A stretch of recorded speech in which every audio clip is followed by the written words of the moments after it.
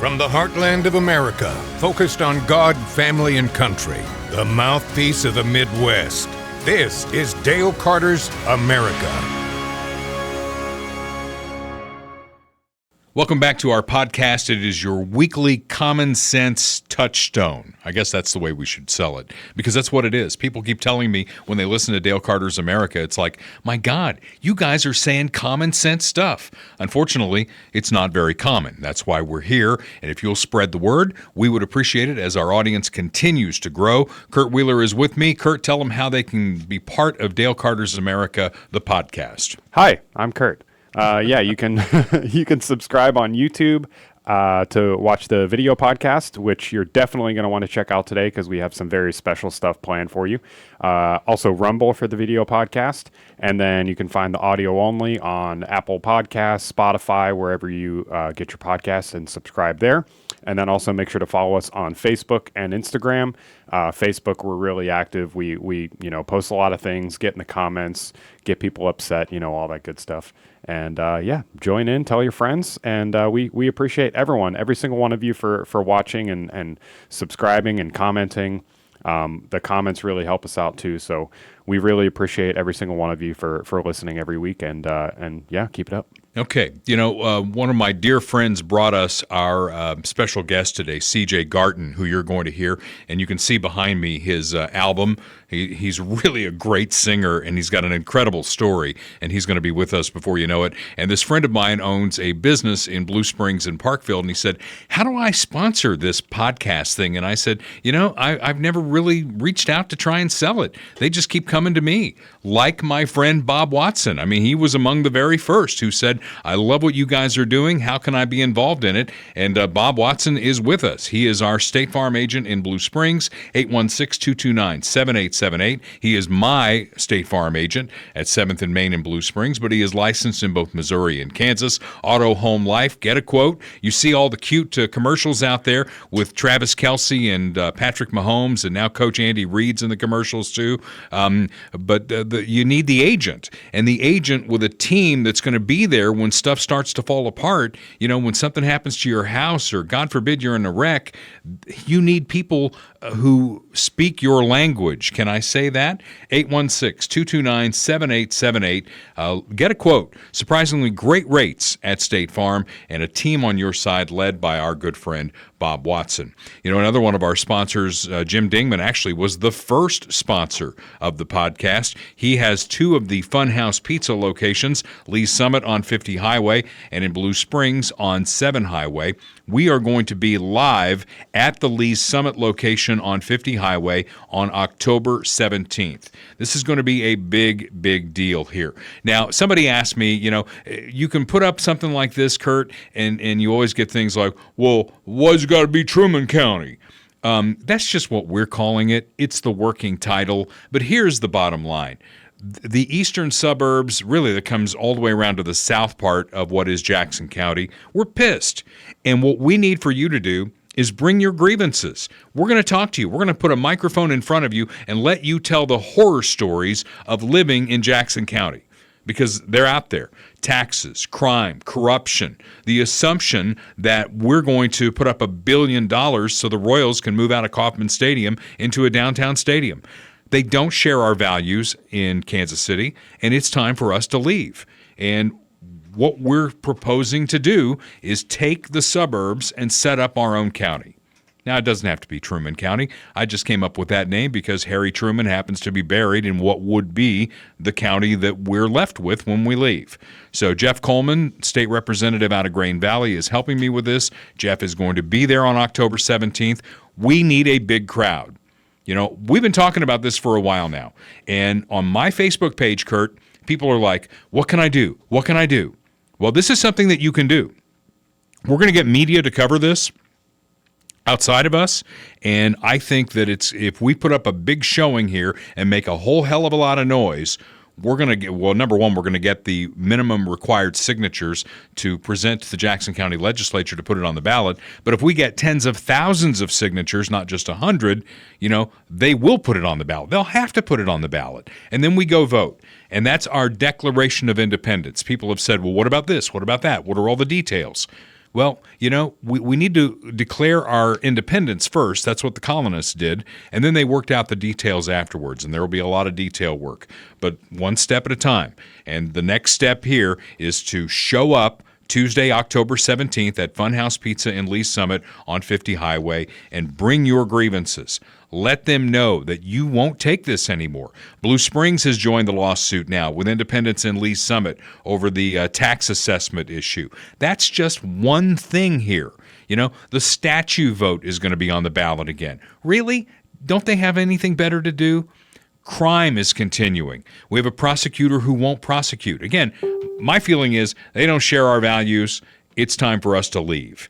And another step along that way is a big crowd showing up on October 17th at Funhouse Pizza in Lee Summit on 50 Highway. We'll get back to Blue Springs. We'll do something again on the 7 Highway location, but Jim Dingman is looking for a big crowd there in Lee Summit on October 17th. We'll get together starting about 5, and the broadcast will start at about 6 o'clock. And I would say, too, in addition, we talked about following us on Facebook and everything. Make sure if you do follow us on Facebook. Well, if you don't, make sure you go follow us. But if you do, go ahead and RSVP to the event on Facebook. It's pinned at the top of our page. This way we can have an idea of how many people are coming. Will help us out. Okay. So we want to thank another one of our sponsors, Medicare Simplified KC, and Kirk Doris. We got to get his team there on October 17th as well, because something very important is happening. The Medicare open enrollment is happening between October 15th and December 7th. And Kirk and his team, they can help you. They can help navigate everything you need to know about Medicare. And as you're approaching the age of 65, maybe you've got a relative who's approaching 65, let Kirk and his partner, Lori Hocker, let them navigate this for you, because there are so many different extensions to this. It is so confusing. I mean, it comes from the government. I mean, that you just know it's going to be confusing. And there are holes in the system. They can help you fill those. Let them help you. You can reach them at 816-701-6661. You can find them on the web at MedicareSimplifiedKC.com. But Kirk told me that an important period is coming up, the Medicare open enrollment from October 15th to December 7th. We're going to have him out there in Lee Summit to explain why that is so important. But again, if you've got a relative who's approaching 65, or you are, and you've got all these letters and plans and parts coming at you, these are the folks who can help you navigate MedicareSimplifiedKC.com. Are you ready for our special guest? Yes. Bring it. Well, we like to have entertaining guests here on the podcast as well. We have a special guest in studio, CJ Garton, joining us. CJ, welcome to Dale Carter's America. I'm glad to be here, my friend. Man, you got the pipes. There's no question about that. And you brought a guest with you, your lovely wife. I did, Miss Laura Lee. She puts up with me about half the time. Now, it's an interesting connection because I know you've been kicking around Nashville for a while, and you've got a very interesting backstory, which we're going to get into here in a second. But how you came to me is through my friend Marty Myers, who I've known for, almost 30 years. What an interesting connection, because Marty moved from the Kansas City area down to Tennessee, and I guess that's where he met you. Absolutely, absolutely. And Marty said he was looking for new family in this area anyways, and he said he's got a lot of good folks back there, and I told him I grew up in Oklahoma. So I think just because we were kind of connected, we had decided to become pretty good buddies, and he likes to hunt and fish, and I like to hunt and fish, so we were out morel hunting, and next thing you know, we're best buddies. Yeah. You know what Marty does for a living, right? Yeah, I do. He's an undertaker. It's stiff competition. Yeah, exactly. And, you got to have an official undertaker, and he's been my official undertaker for a long time. And he has promised me that when the time is right, he'll shave a good 20 pounds off, and I'm going to look fantastic. So I'm holding him to that. Hopefully not anytime soon, but I'm definitely holding him to that. They're going to freeze me. Is that how you're going to go? With whiskey in my hand. You're a veteran of our country, so thank you for your service. Well, thank you, and I'd like to thank all the other veterans and active duty out there, guys, for everything you all do. It's a big part of Dale Carter's America is thanking our veterans. What did you do in the service? I was a EWO non-acoustic search and rescue. I did a Navy search and rescue and submarine surveillance. Okay. Very good. We appreciate your service to the country. And in addition to everything you've done here, trying to break through as an artist and all that, you have a connection to the Taylor Sheridan world and the whole 1883. Tell me about that. Well, it was really funny because back around 2015, 2016, I think Yellowstone was just now coming out, and we really liked the show, but I wrote a song called 1883 based on our cattle ranch. We founded our ranch in the Oklahoma Land Run, and I'm a sixth-generation rancher, which is now my kids are seventh generation. And we've managed to maintain that. But our story was one about a story my grandpa used to tell me about his grandpa and then when they founded it. And they really liked that song. Taylor found that song on YouTube. Reached out to our guys at Death Before Pop Country and reached out to us and really wanted to know more about it and hear some more music. And we were the inspiration to 1883, the prequel to Yellowstone. Very cool. You kind of look a little like Tim McGraw. You could have played the role. Well, I tell you what, I sure would have taken it if they'd have given it to me. Is there going to be more connections between you and Taylor Sheridan? Well, I really hope so. I love that Texas. I really like what he's doing for country music. I feel like TV is a big influence on what's trending, what's to come, and my heart's always been the good old classic country songs. Right. And with what he's done for artists like Lainey Wilson, and all the people that have been on Yellowstone and the music you hear, my buddy Waddy Morgan, it's just it's something that's necessary. I think we really want our country back in a lot of ways, and we want our country music to be involved with it too. Yeah, well, KFKF, the station I work for, we're all about traditional country and not the pop stuff, so you would definitely fit in well there. And if you were on like Yellowstone or something like that, you could actually, you've done this. You wouldn't be a poser. You could actually be out there ranching. Yeah, we're cowboys. We're branding, cutting cattle, we're doing all the work. Every time I get to the ranch, there's always a million things have to do. And then if we can deer hunt, and we can hide from Grandpa. It's interesting because we were talking about this a little bit before about the pathway to get on the radio, because I've been doing this for a minute or two, and back in the old days, you would go to Nashville, camp out in your car or whatever you were going to do. You'd play Tootsie's Orchid Lounge or the Bluebird. You'd try and get in there and get in front of some people, and maybe a record executive would come find you and sign you, and then, you would be on your path. It's changed quite a bit. It really has. For me, I moved to town. They really love my voice. They really love my writing. I've written a lot of songs. I've had cuts by Tanya Tucker, David Allen Coe, Daryl Singletary, The Voice, American Idol. A lot of that was an opportunity, but it let me know that my writing was there. But country music had taken basically a transition where what was trending wasn't really that old school country. It was having kind of a new wave. And I always tell people I only put pop in my whiskey, not my country. So when the labels and I were working together, they just were afraid to release me. They kept telling me I was too country for country music, and I sure didn't understand what that meant at all. Yeah. And so I stuck to my guns, and that's why I think now everything's such a, it's like evolution and war, fashion. Right.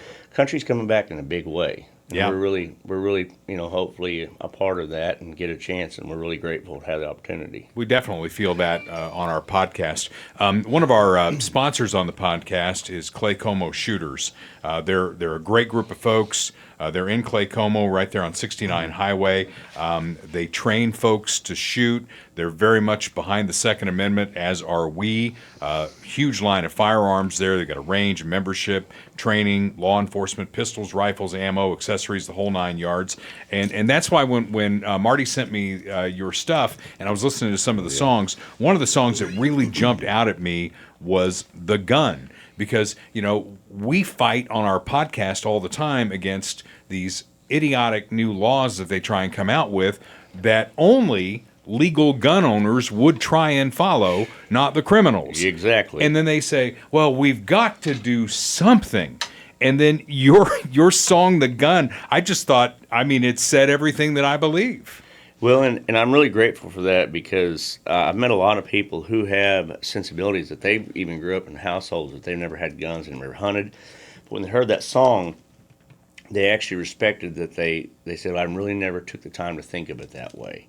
And they said, your song was a intellectual way to really deliver something that's an issue that people probably need to hear. Because at the end of the day, an inanimate object is an inanimate object. Right. We have to take it and we have to do something with it. And so for me, that's how we founded our country. That's how we've been able to survive. That's how we were able to, basically do everything we're doing here as an America is have guns and have opportunity. And it's all about education, and that's proper education and how to have an open conversation that makes sense to everybody. Right. And I mean, I grew up, hunting and fishing. That's how we kept food on the table for our family. Yeah. If we didn't deer hunt, we didn't eat. Well, one of the things, I don't know if you follow what happens in politics or not, but the Biden administration was going to withhold funding to schools if they had a hunting and or archery club in the school.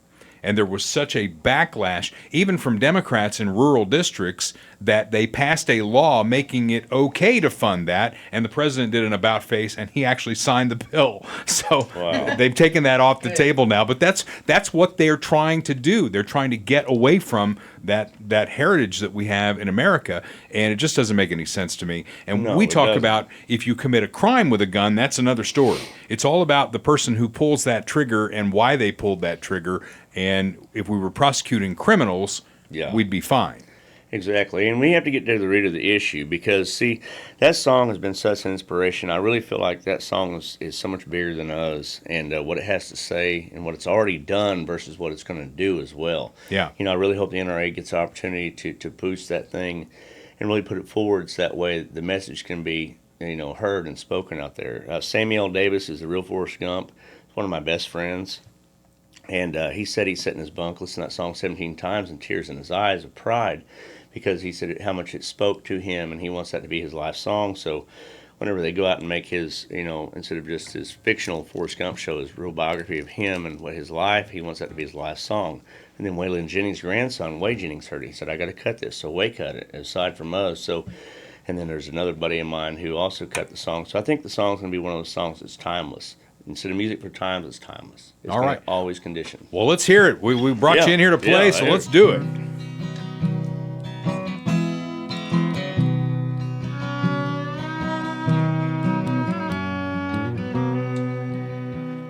A lot of stories about me. Some are good, some are bad. I fought in 3 wars. I've even made it back. I put food on the table through the harsh winter cold. I even helped a miner, but they just harder than gold.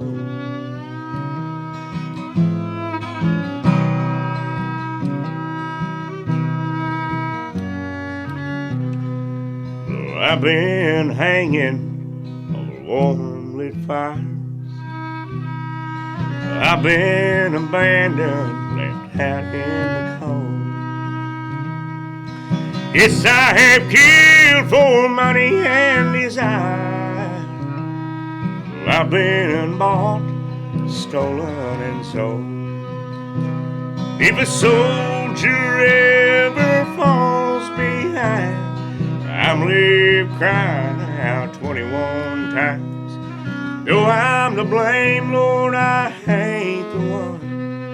But always remember, well, I'm just a gun. Yes, ma'am, remember, well, I'm just a gun.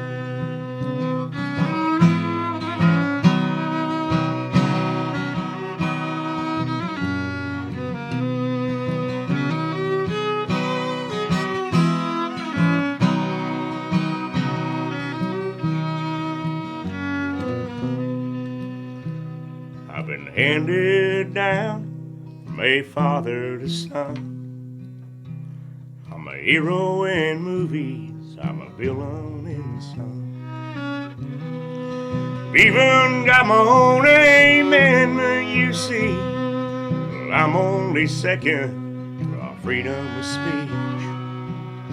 And if a soldier ever falls behind, I'm left crying out 21 times. Though I'm to blame, Lord, I ain't the one. Always remember, well, I'm just a gun. Yes, sir, remember, well, I'm just a gun.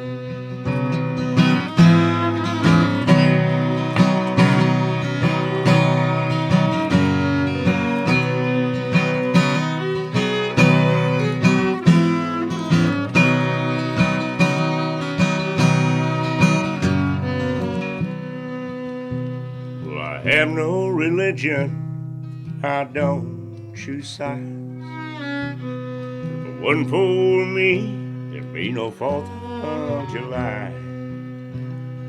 I can't judge who's wrong or right. Leave that in your hands for you to decide. Yes, friends, remember, oh, I'm just a gun. Should always remember, I'm only a gun. Thank you to all our veterans and first responders out there. Proud to be waving that red, white, and blue. Wow, that is awesome. Amazing. Good stuff there. Yeah. Thank you. And I'm sure you've been told many times you sound a lot like Keith Whitley. I get that a lot. Yeah. I'll CJ tell you what, though, I'll never get tired of it. That's a man, a legend, and one heck of a singer. No doubt. CJ Garton is who is with us today on Dale Carter's America. And again, speaking of guns, Clay Como Shooters is ready to help you. They're at 816-452-4867. You can find them on the web at claycomoshooters.com.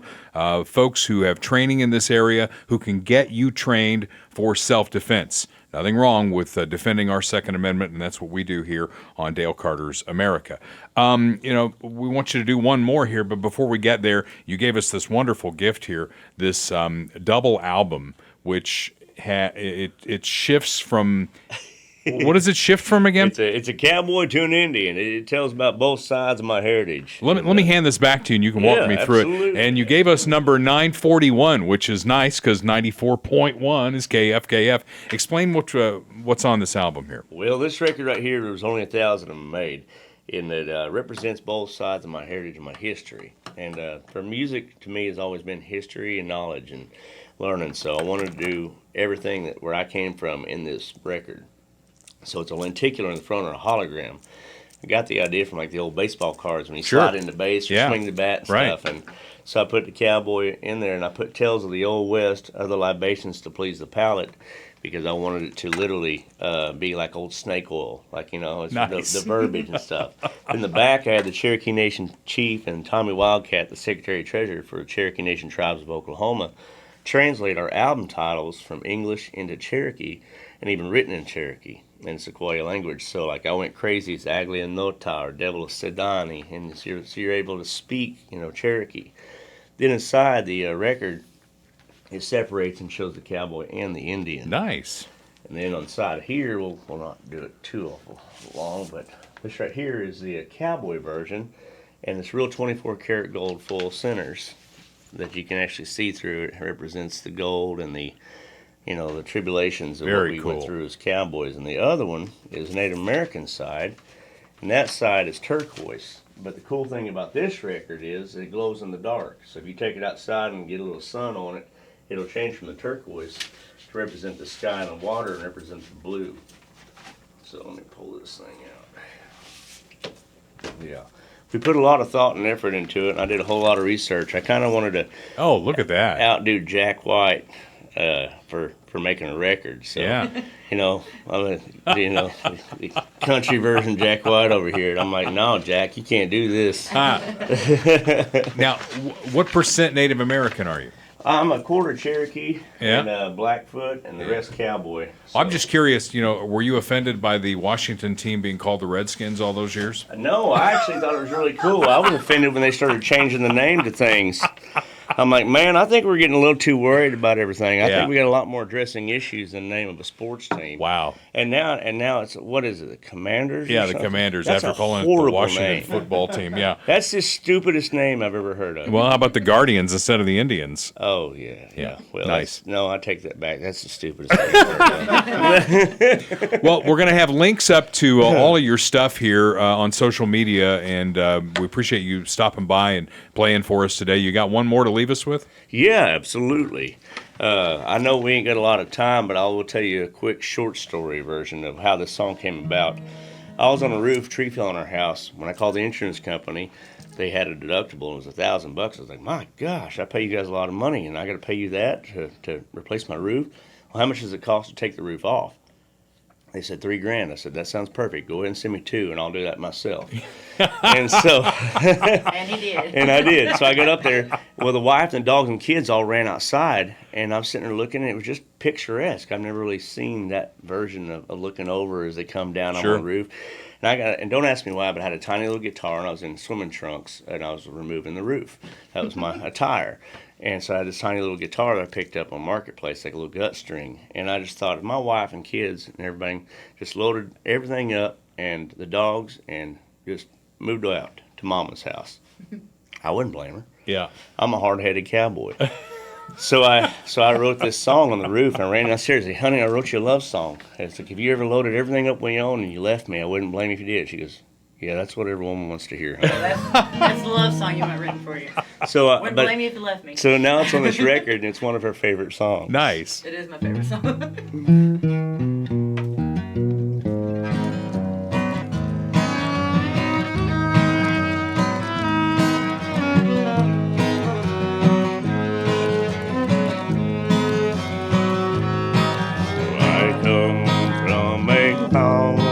Hard-headed men, that's right. I can say that I am gonna change. We both know that's a lie. So get out while you can. Take everything we have. Load it up and leave me, honey, right where I am. There's a door and there's a road. Take it where you wanna go. There's more to life than what this is. You not only missed my kiss, may even reminisce. I'll save a little heart from this. I wouldn't blame you if you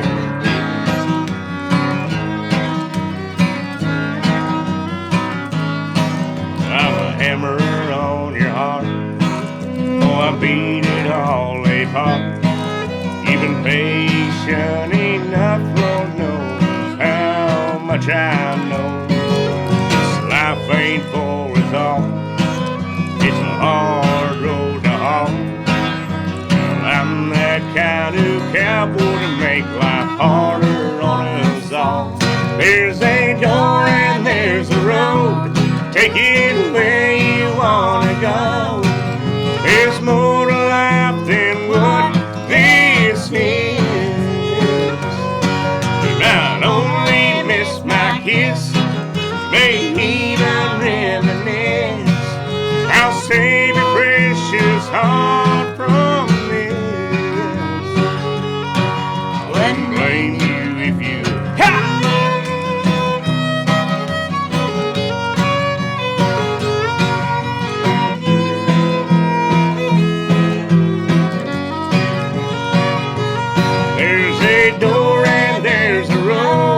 take it where you wanna go. There's more to life than what this is. Not only miss my kiss, may even reminisce. I'll save a little heart from this. Wouldn't blame you if you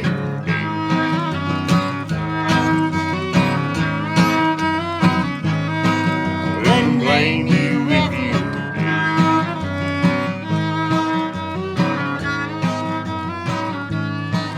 wouldn't blame you if you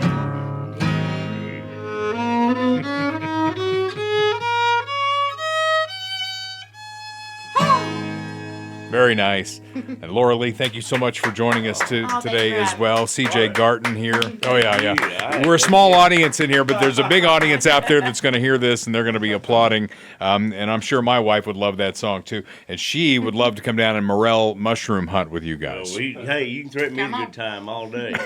I'm the mushroom whisperer. I don't know why, but my buddy Chris, he goes, man, I've been doing this my whole life. He says, and they just pop out for you. He's like, there's places that you go there shouldn't even be mushrooms. Yeah. Mushrooms. I'm like, well, I think it's a power of positive drinking. All right. Well, she's also a friend of Marty Myers, so that'll be the connection there. So she'll we get would love as to have well. you guys. We'll even feed you. I got a tiny little grandma living inside of me, so He feeds everybody. Nice. Well, best of luck to you in this career. You're writing all kinds of incredible songs. It's just going to take that one little spark that's going to get you through. Will, I really appreciate it. At the end of the day, I'm a big believer in power numbers, and at the end, you asked how people do it nowadays. It's word of mouth. It's people streaming the music, playing it to where you can't deny it. Just like Anthony Oliver in that situation. Sure. If people stand up for something they love and they play it, that's how the world knows that we're trending. So get out there, follow us, CJ Garton. And we're real grateful, guys. All right, we'll pass along those links to you and to your stuff as well, and we appreciate you spending the time with us today. Thank you. Heck yeah, man, it was fun, brother. Yeah. We'll do it all day. CJ Garton, ladies and gentlemen, and we're going to have links up so that you can find him. He puts out a lot of great music, and you're seeing the album behind me here, and we are going to take some of his CDs to the event on October 17th in Lee's Summit at Funhouse Pizza. We're going to have all kinds of giveaways that night, but that's not the reason to be there. The reason to be there is because you're pissed and you want to declare your independence from Jackson County. So we'll get into all of that, but he's an up-and-comer. And I think you're going to say, wow, I heard him win, and I heard him on Dale Carter's America. Yeah, and I just want to say something about that, too, because I wasn't on mic when they were in here. But that was just it was a great performance, and it's rare these days to see music that is, like, raw and authentic, and that it really spoke to me. Like, it's clear his background really comes through his music. His personality really comes through his music. And it's performed and written in such a way that is very authentic. So that's something that I really appreciate as a musician as well. And it was great. Really, really excited to check this record out for sure. All right. Well, back to what we have in front of us here, and that is a Democratic administration and just all of the dysfunction going on in Washington, D.C. I call the next segment Results of More Unforced Errors / Self-Inflicted Wounds. Everything that is going wrong right now, and I was talking to some friends of mine who work at the radio station, and, I you know me, I'm a smart ass, and I'm always like punching people's buttons and all that, and we had a story on The Wire today about how, it's really hot in the center of the country, and we haven't seen these kinds of temperatures since the 1800s. And I started thinking, well, my gosh, what were we doing to pollute the environment in the 1800s that made it so hot back then? Were we doing anything? I mean, probably burning cow shit and wood. I suppose. Yeah. But again, it just keeps on coming. The dysfunction and the unforced errors and the self-inflicted wounds that are coming out of Washington, D.C., all coming from Biden administration policies. I mean, take the personalities out of it. Take Trump out of it. Take the old man out of it. I mean, take all the personalities out of it and just look at the policies that are happening. Let's talk about the auto strike for a second. Okay, so the auto workers are on strike in Michigan. Joe Biden flies on his 747. What is the carbon footprint of a 747? And that's not the only plane that goes, by the way. They also have the other plane, the cargo plane that brings his limousine, which is gas-powered as well, and he goes out to the striking workers, okay, to tout EVs, electric vehicles, to striking workers. Now, he's destroying their jobs. Think about this. EVs require less labor, right? It's one of the big issues out there. This is self-inflicted. If we had, and he could end this today, he could go out in front of the microphones and say, look, I've had a change of heart. We're going to have an all-in energy policy, and the best energy wins. Not, we're going to go with solar and wind, and that's the only thing that we're going to go with. All-in energy policy would change the world. But he is so pulled by the left wing of his party that this is where he is. And Sean Fain, who runs the UAW, he's just as bad. He's out there saying, we're fighting against the billionaire class. Really? I mean, that's good old play number 2. Somebody's got something you don't have, and that's not fair. Well, I imagine, I don't know this to be a fact, but it's similar to the Bernie Sanders situation where Bernie Sanders used to say millionaires and billionaires, and now he just says billionaires because this guy is probably worth a lot of money. So he's not, he wants to set the bar high enough that he's not included in it. Well, you had a clip up of Joe Biden with the bullhorn. I think it's not going to be the same speech that George W. Bush gave at the base of what was the World Trade Center, where he said, "I hear you. The people who knocked these buildings down will hear all of us soon." I mean, that was like a cry to war. What did the old guy say with the bullhorn? Oh, you want to hear it? Oh, yeah, why not? Okay, hold on. Wall Street didn't build the country. The middle class built the country. And unions built the middle class. That's a fact. So let's keep going. You deserve what you've earned, and you've earned a hell of a lot more than you're getting paid now. Thank you very much. All right. So there's going to be fewer workers. They're not going to get what they want. I mean, I don't know how long this thing is going to go on. But because the Biden administration has insisted on moving to EVs, which makes absolutely no sense, the Japanese, Kurt, are lapping at us. All right? People like me who never bought a foreign vehicle came down to a choice, and with Detroit all in on EVs, I wanted to buy something that I wanted to buy, and guess what? It was a Mazda CX-5 made in Japan. The Japanese get this, that this is a pipe dream, and we're letting politics lead and not the economy. So there's that. Then there's crime, okay?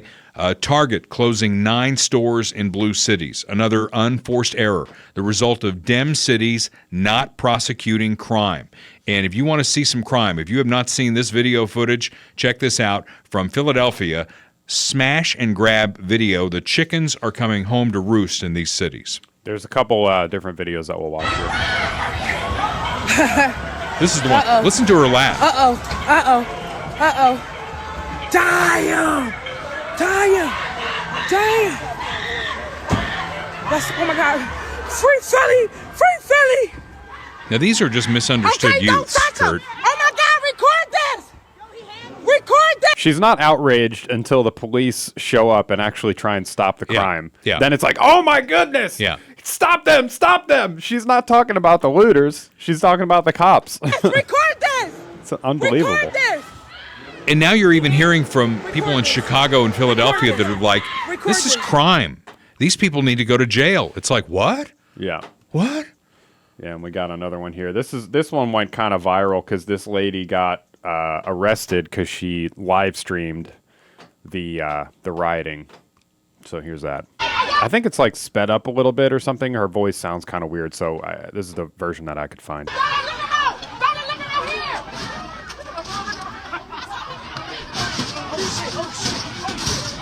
Everybody must eat! Everybody must eat! Everybody must eat! Everybody must eat! Everybody must eat is what she... Looks like she's eating a lot. Yeah, well, that's the first thing. She's not having any problem with that. And they're robbing a liquor store. Because they want to eat. It's like the last video was a Lululemon. We have Target closing down. We have, people robbing TVs. This is not... It's not necessity. No. It's not out of, because they're starving. I mean, you can look at obesity, for example. Amongst people that are in poverty, obesity statistically is higher. So, I mean, make of that what you will. By the way, I saw this young lady's grandmother on the news, and she was just horrified that her granddaughter was involved in all this stuff. Somewhere, families got to jump in here and say, this is not acceptable behavior. Yeah. Well, they haven't up to this point, so... Well, they need to. Yeah. So what else we got? Everybody must eat! Yeah, everybody's got to eat. So, Everybody must eat! and you got Target stores closing. And what's going to happen is in these blue cities where they're basically turning criminal justice on its head, you're going to have a whole bunch of empty storefronts, and it's somehow going to be the Republicans' fault. Even though it's happening in blue cities, it's going to be the Republicans' fault. Yep. But, something's got to be done about it. There was a clip from a Trump speech that went kind of viral the other day, him talking about this. I'm curious what your thoughts are. Into a store, big department store, and just pillage it. And if you happen to be there when they're there, they'll knock the hell out of you and kill you in some cases. And we will immediately stop all of the pillaging and theft. Very simply, if you rob a store, you can fully expect to be shot as you are leaving that store. That's pretty harsh. Well, I mean, if you think about it, there people have been shot for less, and it's self-defense is a real thing. I mean, it's not somebody just shooting somebody for no reason. It's if you can prove that your life is actually being threatened, and maybe not Lululemon, but some of these other stores, these smaller family-owned stores, I mean, it's their livelihood on the line. It's their store. People are coming in, stealing hundreds or thousands of dollars in merchandise that's coming out of their bottom line. Right. So I'm not saying just shoot the person because they stole, a bottle of liquor or whatever, but I mean, maybe that would stop it, So I don't know. That would be martial law. I do think there should be consequences for these actions, and where a lot of this shit started was out in California, where they set a level of, hey, you can steal up to $950 without any consequence. Right. I mean, that's wrong. And it gets back to the broken windows philosophy. When we stop prosecuting that crime, well, that leads to this crime, that leads to this crime, that leads to this crime. And, people on the left say, well, that's bogus and that's not true, but that's what we're seeing. Yeah. Yeah, and it's just, like you said, it is consequences. It's a consequence-free environment. These people know that they can just go in there, rob, steal, loot, and very few of them are going to actually go to jail. Yeah. They're let out on bail, they're given time served, they're, just not arrested at all.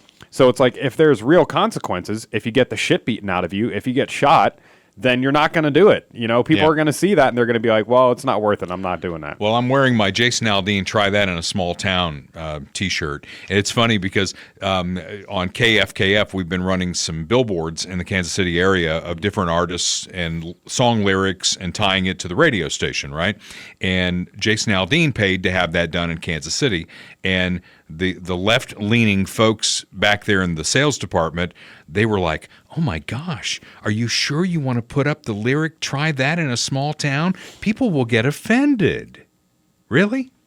Well, they're already offended, so. Yeah, they're already offended. So there you go. So moving on to the government shutdown. Here's another unforced error. I mean, stop spending money. Both sides. Stop the spend, right?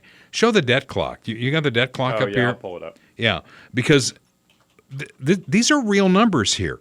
We are $33 trillion in debt. And that number, if you pull the debt clock up, you're going to see it's going up in real time. Okay? And he keeps talking about how he's turned around the deficit. There's two different things here. There's the debt, which is, the total amount that we owe, and the deficit, which is the shortage after we've paid our bills. Okay?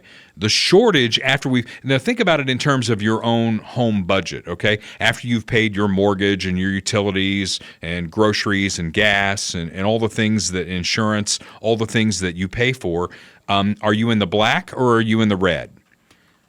I am in the black because I spend less money than I make, and that's a big principle at my house. Okay, a lot of folks these days, because of inflation and everything, they're in the red, and they're using their credit card to make up the difference, which is really a problem. So Biden keeps talking about how he's cut down the deficit, yet when I pull up the debt clock, and I see you're struggling pulling that thing up. Yeah, there's so much on it that it's not loading. Yeah, but when you pull that up, and you can pull it up, it's usdebtclock.org. Yeah. You'll see that the deficit, there we go. The deficit is still in the red and still climbing. Yeah. What did Biden fix with the Inflation Reduction Act? I'm not seeing it because he's out there touting it. I just don't know where it ends. And, at some point, I keep saying at some point it's got to end, but does it? I mean, we just keep printing money. It's crazy just to look at this. I mean, I'm sure a lot of you have done this, but you can just look. I mean, it's like, okay, $100,000. $100,000. On the deficit or the debt? The debt, $100,000. Yeah. Every 2 seconds. Yeah, that's our debt, and Crazy. and we're sinking into debt. And the deficit, just remember that's after you've paid your bills, how much money you have left over, and that is a negative, almost $2 trillion.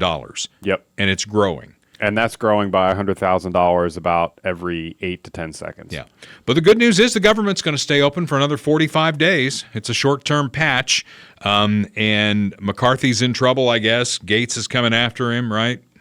Yeah, Matt Gaetz, we have a clip of that here. He's saying that he wants to, I don't know if it's impeach or just remove him from his speakership. Vacate the chair, I think, is what the chair. yeah. Yes. Accomplishing anything here. I mean, That's not true. Well, you don't have the votes to remove him. Well, by the way, I don't know until we have him. And by the way, I might not have him the first time, but I might have him before the 15th ballot. That's the number of ballots Kevin McCarthy needs. So are you going to do this every day like you had suggested? Or are you going to go through this process of voting over and over and over again? I am relentless, and I will continue to pursue this objective. And if all the American people see is that it is a uniparty that governs them, He's got and weird that it is eyebrows. always the Just noticed Biden, that. McCarthy, Jeffries government that makes dispositive decisions on spending, then I am seeding the fields of future primary contests to get better Republicans in Washington who will actually tackle these deficits and debts.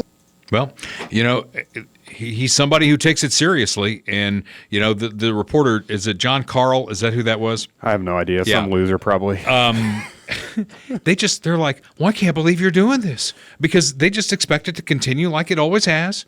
And spend. How many times have we talked about the fact that Democrats are approaching the cliff at light speed? Republicans are happy to do it at the speed limit. The destination is the same. And yet this is so funny because there was a Democrat caught on camera trying to slow down the vote on the floor by pulling the fire alarm. Now, check this out, because his explanation is he was looking for something that would open the door because he was trying to get there faster. That's his explanation. I'm not making this up. But have you seen the big red thing that says fire alarm on it? Have you seen the picture? Because that picture doesn't show it. That picture shows kind of a side view of him reaching out for it. But when you go in there and you look at that hallway, I mean, the thing is like 2 feet around and it's bright red and it says fire alarm on it. Right? Like that. Yeah. Like that. Yeah. I mean, that does not open the door. No, I mean, that's a pretty pathetic excuse. This was just a little clip of while the alarm was going off. Everyone's favorite sound in the world. That's the same alarm we have in this building, and I hate it. Whenever they test the fire alarms, I try and be out of the building. At least they warn us ahead of time. And normally. then you got Rosa DeLauro, who is a congresswoman from Connecticut. How long has she been in the House? She was a congressperson from Connecticut when I lived there 30 years ago, and I think she'd been there 30 years at that point. I mean, she's looking really ragged. Yeah. She says that the Republicans were hiding pay raises in the legislation, which is an out-and-out lie, L-I-E lie, because the 27th Amendment would make that unconstitutional. You can't give yourself a raise until there's an election. Yeah, I don't know about that story at all and didn't have any chance to look it up, but I just looked up pictures of this lady. I've never seen her before. Oh, yeah. And I've said this to my wife and other people, but like one thing that I've learned getting older, you know how when you're a kid you're told don't judge a book by its cover? That's like one of the things that you're told. That's just a lie. Judge a book by its cover. I mean, look at this lady. Like, is that a true picture of her, what she looks like now? Yes. With the blue hair? Yes.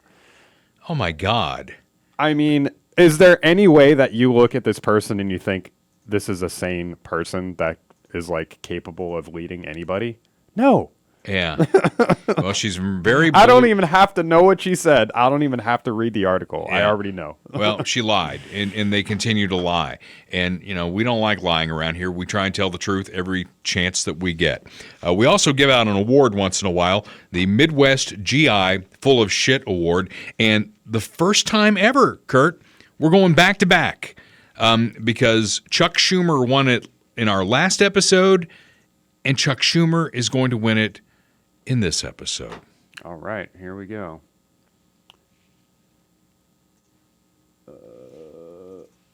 You're full of shit. All right, thank you. No, shush. You are speaking shit to me. You full of shit. You understand that? You full of shit. Oh, man, Chucky's going to get it all over him again as he cries crocodile tears for the late Senator Dianne Feinstein. Do we have his little speech themselves. There? Here we go. The sign of a hero is someone who fights for others, who endures for others, no matter the cost, no matter the odds. And the sign of a friend is someone who stands by your side to fight the good fight on the good days and on the bad. Yeah. Are you moved yet? Dianne Feinstein was all of this and more. A friend, a hero for so many, a leader who changed the nation, a leader who changed the nature of the Senate, and who changed the fabric of the nation, America, for the better. All right. So, as the nation, is he done? No, he's not. We're done. Yeah, I think we're done with this. But you see the crocodile tears going on there. And we put up a picture of Senator Feinstein the day that she died. And we've talked about her quite a bit with all the other geriatrics on the Hill, Republicans and Democrats. But what Chuck Schumer didn't mention there is that he spent the last year trying to get her the hell out of there, right? They took her off her committee assignment. They were pushing her out the door in an unceremonious way. And then she dies, and he goes out there, and it's like, oh, my God, I've lost my best friend, and I don't know how I'm going to go on. So that's just completely full of shit. Yeah, I mean, it's obviously acting. You know, politics is Hollywood for ugly people. Yeah. But, you know, it's possible to separate the two things. You know, somebody dies, they've been in public office for a long time. You know, you want to make a tribute to them or whatever. And people have their own personal relationships. You know, famously, was it Scalia and Ruth Bader Ginsburg that were like good friends and, you know, had barbecues all the time and stuff, despite being on very opposite sides of most of the issues. But these two were Democrats. They were on the same side. Yeah. He just spent the last year trying to get rid of her. Right. Push her out. Right. Maybe she should have made that decision on her own. You know, we could argue that. Was she effective for the people of California in the end? Probably not. But, you know, she's about as effective as Biden or Fetterman or any Mitch McConnell or any of these other people. Well, and, you know, Fetterman's not even an old guy, but that's another story, and we'll get to him coming up here. So the Full of Shit Award, of course, is presented by our good friend, Dr. Mark Taramina at Midwest GI Health and Wellness, and they are there to help you. They give you the old colonoscopy. Get screened, because colon cancer is a killer, but if you catch it early, they can treat it. And the old wives' tale used to be, you know, when you were 50, get your colonoscopy. But that line is coming down, and now it's like 45. And once they screen you, they don't find anything, you're good for like 10 years, and then they'll screen you again. These are great folks. Ask your doctor about Midwest GI Health and Wellness, and they'll tell you that's the place to go, and they'll get you referred so that you can go there. So start with your doctor. Tell them you'd like to go see our doctor, Mark Taramina, and his team at Midwest GI Health and Wellness. You can reach them on the phone at 816-836-2200. They are on the web at midwestgihealth.com. Fantastic folks. They'll do the upper GI as well. A lot of focus is on the lower GI because that's where the colon cancer is. But like when I had some issues with just terrible acid reflux, have you ever had that, Kurt? Yeah. That, you know, where you wake up in the middle of the night and it feels like you're like throwing up. Mm-hmm. Yeah, that's just a terrible feeling. And I had an upper GI, and I've got a condition down there that's not something worth operating on at this point, but something that we manage with medication. So he can do both ends. And the good news is he'll clean the pipe before, like if he goes in the bottom end first, they'll clean it before they put it down the front. Yeah, and it's actually like a real procedure. It's not just like a pipe cleaner shoved up your butt. They actually do the real deal. By the way, you know, there's an opening in the Senate now, or at least there was, and Gavin Newsom, again, this is Identity Politics 101. What did he say he was going to do? He was going to appoint a black female to this seat. Can you imagine if a Republican governor said they were going to appoint any type of person, like, you know, I'm going to appoint an Asian man to this post. I'm going to appoint a black female. So the black female that Gavin Newsom will appoint is LaFonza Butler, is her name, LaFonza Butler. Of course it is. And she checks some other boxes too, right? She is the first black lesbian to serve in Congress and the first openly LGBTQ senator from the state of California. She's president of Emily's List. Is that some liberal group or something? I have no idea. It's like literally the second thing. I mean, this is the article from CNN. California Governor Gavin Newsom will appoint LaFonza Butler, the president of Emily's List, to fill the late Democratic Feinstein Senate seat. His office confirmed. So that's just stating, you know, her appointment. Then the next thing that they say, Butler will become the first lesbian black woman to join Congress in U.S. history, according to Newsom. She will also be the sole black female senator serving in Congress and only the third in U.S. history. That's the first thing. It's like, Do people not see this? Do people not see that this is just so dumb? It's like, is that all you are? That's all she is a black lesbian? That's the only thing that matters about her? Yeah. What's her policies? What's her background? Nobody cares. And if you were going to do this, you should just appoint somebody, and check the box in your own mind. Don't go out there and promote it.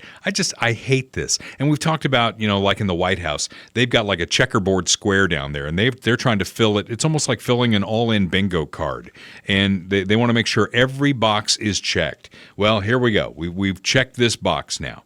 It's just completely ridiculous. Well, since you're eliminating meritocracy, you're not hiring the best people. You're just hiring based on color, which obviously makes you think that she's probably severely underqualified. Right. She probably sucks, and she's probably going to be a terrible senator because that's the first thing that they say about her. It's like, okay, well, if you're gonna bring a senator in, tell us why. But so yeah, of course, people are going to think she's not qualified, and she probably isn't. I'll bet she's the best black female lesbian that they could find in the state of California. In a day and a half? Yeah. They're just like Kamala Harris was the best black female they could find outside of Michelle Obama or Oprah Winfrey to be vice president of the United States. Yeah, well, Kamala's not a lesbian, at least as far as we know. As far as we know. Not that there would be anything wrong with that. Everybody, whether you're straight or gay, black or white or Asian, you need a roof over your head. And the folks who can put a roof over your head that won't leak, Royal Roofing and Solar. 816-540-7057. Solar is in their name because if it's your forever home, and we've got all these rate changes coming from Evergy, and that's not going to be good for you. Independence Power and Light just said because of inflation, they're going up in rates 6%. You need a new roof on your house, and if you put solar on it, you can generate your own power. Let Austin and his team tell you about it. 816-540-7057. They've got tax credits and grants for small and rural business and ag producers as well. They're fantastic people, not fly-by-night. It's a family-owned company in Cass County. They've been around for a long time, and they are going to be around for a long time to come. They did the roof at my house. Let them do the roof at yours. 816-540-7057. Let's move on to the impeachment inquiry update. Republicans laying out the case while Democrats scream about the lack of a floor vote. And I wish the way they do these things, these hearings, it's like a Democrat gets 5 minutes to say something and then a Republican gets 5 minutes. Wouldn't you love to see it kind of a debate? And when the Democrats bring up, well, there was no floor vote. Well, hello, Nancy Pelosi didn't have a floor vote before they impeached Donald Trump the second time, did she? So she changed the rules. And once again, it happens every time, Kurt. The Democrats change the rule, and then when the Republicans do the exact same thing that the Democrats changed the rule to, they scream bloody murder. It happened with the Supreme Court. Supreme Court used to take 60 votes. Now it only takes 51. Well, guess who did that? The Democrats did that. Who took advantage of it? The Republicans, while the Democrats were screaming bloody murder. Well, they impeached Donald Trump without a floor vote on the inquiry, and so the inquiry moves forward on Joe Biden without a floor vote. That's just the way it is, right? And then you've got the $250,000 sent to Joe's house in care of Hunter. And I keep asking, there's a lot of smoke here, and the question no one has answered for me yet is how can a guy like Joe Biden, who has not had a real job in his entire life, not even a hot dog stand, he's never made more than $200,000 a year before becoming president of the United States. Never made more than $200,000 a year. Think about that. And then look at the millions of dollars he has in homes and stored away and all these LLCs and extensions to his grandkids. There's so much money flowing into this family for somebody who never had a job. Yeah, and it's not just him, it's all of them. I mean, look at Pelosi. Her net worth is in the 100 million range, I believe now, due to investments and trading and all kinds of stuff like that. Even Feinstein, apparently, I just saw this morning, so I haven't really looked into it, but she has all these properties. She has like $10 million homes, like 3 or 4 of them that are, now there's negotiating happening with her kids as to how that's going to be divvied up. It's like, how do you get those on a $150 or a $200,000 salary? Yeah. How does that happen? I'd like to know, because I didn't get there myself, and maybe if there was a shortcut, I'd like to know. Hillary Clinton, remember when she famously traded some futures in like livestock or something, and she made a whole boatload of money? And I don't know about Feinstein, but Nancy Pelosi's husband, I know he's a big time deal out in California. I mean, he's made a lot of money, but Joe Biden has not made any money. Joe Biden has never had a job. So where is all this money Jill coming Biden is a doctor, so there's that. Yeah, she's a teacher, right? Teachers don't make a lot of money. Yeah, but she's a doctor. Yeah, doctor. And then you got Menendez, and that must really scare the Democrats, because here's a guy from New Jersey, and he's got hundreds of thousands of dollars embedded into his clothes. He's got gold bars. He's got a Mercedes, and apparently it all came out of Egypt while he was chairman of the Foreign Relations Committee. I mean, that smells a little bit, don't you think? Yeah, that's a little. Just a little bit? Some funny money. And the Democrats are the ones calling for him to resign. Yeah. Why do you think that is? Do you think it's because he makes Joe Biden look bad by extension? I think, honestly, it's like a sacrificial lamb and a distraction, because they're trying to distract from everything that we have on Joe Biden and Hunter Biden, and just the terrible direction that things are going. So, and Democrats have done this before. There was another example a couple years ago, and I can't remember who it was, but they'll have somebody that gets caught on corruption, and it's kind of like a low-level guy, a senator or a congressman, and they'll throw him under the bus, and they'll tell him to resign, and then every single, like clockwork, like they all got handed down the talking points at the same time.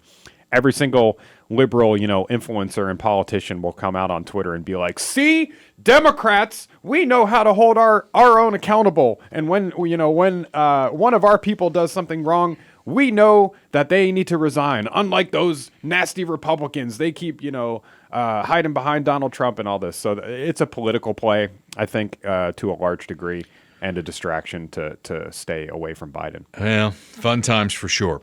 We again want to thank our good friend Bob Watson. He sponsors our podcast, Blue Springs State Farm agent for 5 decades, 7th and Main in Blue Springs. When you see the funny commercials, know that there's a guy behind it, and his name is Bob Watson, and he's going to take care of you and your family. Auto, home, and life. He's licensed on both sides of State Line Road, Missouri and Kansas. He's got commercial insurance going there as well. They can even insure your pet, and trust me, taking baby Harry to the vet, it gets expensive, and you have health insurance for you. It might be time to get it for your animals too. 816-229-7878. Hopefully Bob's going to join us, and we'll see you October 17th at Funhouse Pizza there in Lee Summit. Hey, before we leave you, Chuck Schumer, the winner of the Full of Shit Award twice in as many times that we've done the podcast, we could give it to him for this as well, because, he saw Fetterman, and Fetterman wouldn't come on the floor because he was wearing his cargo shorts and his hoodie and all that and his ratty tennis shoes. So, Schumer went up to the Sergeant-at-Arms of the Senate and he went, wink, wink, nod, nod, let the guy come in, right? And Republicans started it. They were furious that the dress code had gone down so far in the Senate. And then guess what? Democrats, Manchin, Durbin in Illinois, the Democrats were like, well, wait a minute. We don't want this going on. And are you showing the pictures there? Yeah. You go back to that one, because that's the one where he presided over the United States Senate. They take turns sitting at the top of the rostrum there, and he presided over the U.S. Senate wearing that. It's kind of a dressy look for him. It's a dress bowling shirt, kind of some dress shorts, and he's got kind of a porn stash going there. Anything? Yeah. There you go. Here, I'll find, see if there's a clip. There you go. He's just take a little sip of water there. But that's what we want to see in the United States Senate. We want to see a guy in a bowling shirt and some shorts. Mr. President. With the porn stash. I like that. That's funny. Yeah. Well, there you go. It's something finally that we can say Republicans and Democrats agree on, and that's that if you're a man, you ought to be wearing a suit and tie on the floor of the United States Senate. Yeah. They didn't touch women on this. They actually codified this. It was kind of a tradition before, but they codified it, and they said that men on the floor of the Senate have to be in jacket and tie. They didn't do anything on women, because trust me, there is nothing they could have done that wouldn't have gotten them killed. Yeah. I mean, it's just basic decency. I mean, our institutions have fallen so far to not even be taken seriously to begin with, but that's the least that they could do is like dress respectfully, you know. I mean, it really does matter a lot if you think about it. You're going to show up to a job interview in a hoodie, you know. Even here, I mean, our sales team, you know, they go out and meet with clients. They need to dress appropriately. They don't need to necessarily wear a suit, but they can't be, you know, in a hoodie or in pajamas or something like that. So yeah, you got to dress the part. I'm playing with my CJ Garton CD because the CD does the same thing the album does. It's got that, what do you call that, where it changes like that? Hologram. A little hologram going on right there. All right, check him out. CJ Garton. We're going to have links so that you can hear all of his fantastic music. Glad to have him on the podcast today. And until next week, my friends, this is Dale Carter's America. The views expressed on Dale Carter's America are Dale's and Kurt Wheeler's. They do not necessarily reflect the views of KFKF or Steel City Media. Comments can be sent to dalecartersamerica@gmail.com. Check back for weekly episodes. Subscribe, spread the word, and give us a 5-star review. Thanks for being a part of Dale Carter's America.